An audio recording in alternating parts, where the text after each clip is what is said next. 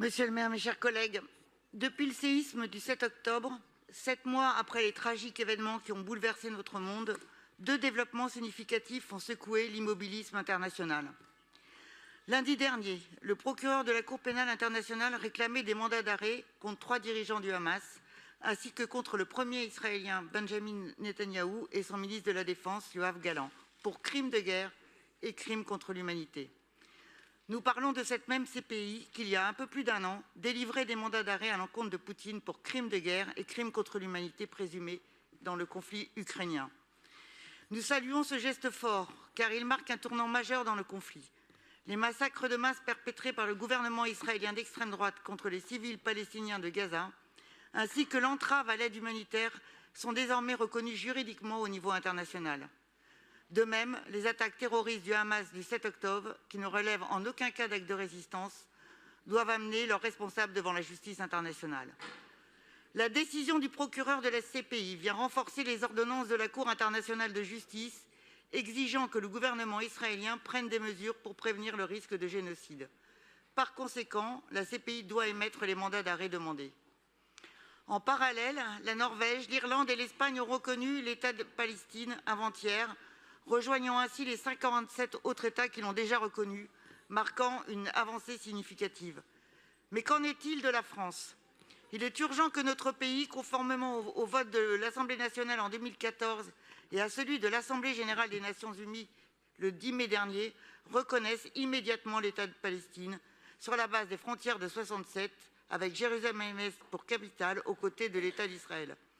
Cette reconnaissance est essentielle pour obtenir une solution politique durable. La France doit initier des actions pour établir le droit international en incitant l'Union européenne à sanctionner le gouvernement israélien, à suspendre l'accord d'association avec Israël et à cesser toute vente d'armes.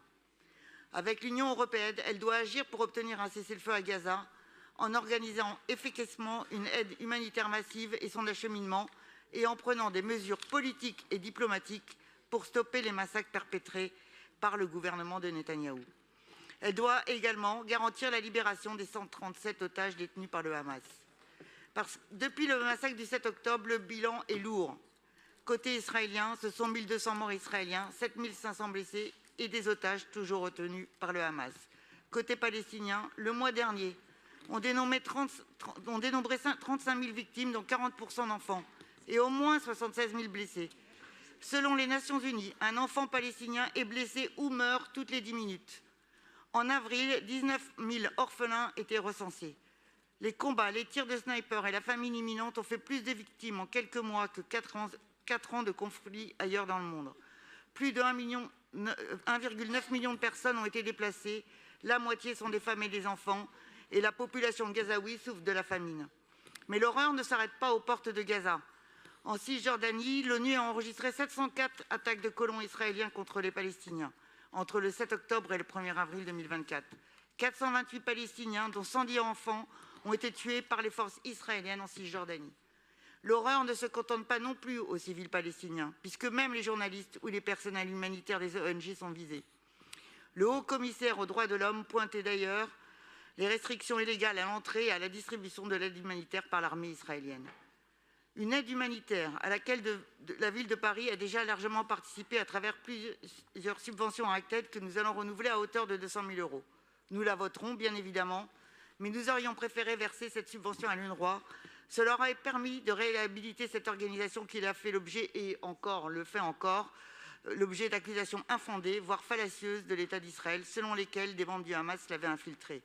L'enquête commandée à l'ONU et dirigée par Catherine Colonna, ex-ministre des Affaires étrangères, a vivement encouragé la communauté internationale à se tenir aux côtés de l'agence, qui joue un rôle vital, indispensable et irremplaçable pour les 5,9 millions de Palestiniens.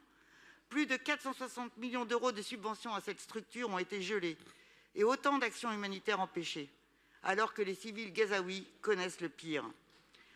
Chers collègues, 7 mois plus tard, nous considérons que notre ville doit affirmer son soutien aux civils palestiniens de la manière la plus claire et la plus audible, ainsi qu'aux forces progressistes israéliennes, en rejoignant le Conseil des droits de l'homme des Nations unies pour exiger un cessez-le-feu pérenne dans la bande de Gaza. Il nous semble tout aussi important de poursuivre notre plaidoyer en faveur de la libération des otages israéliens et des prisonniers politiques palestiniens. D'autres signes forts doivent être envoyés, comme l'extinction de la tour Eiffel, et en solidarité avec les victimes civiles palestiniennes, ainsi que l'attribution de la citoyenneté d'honneur de la ville aux civils palestiniens. Je vous remercie.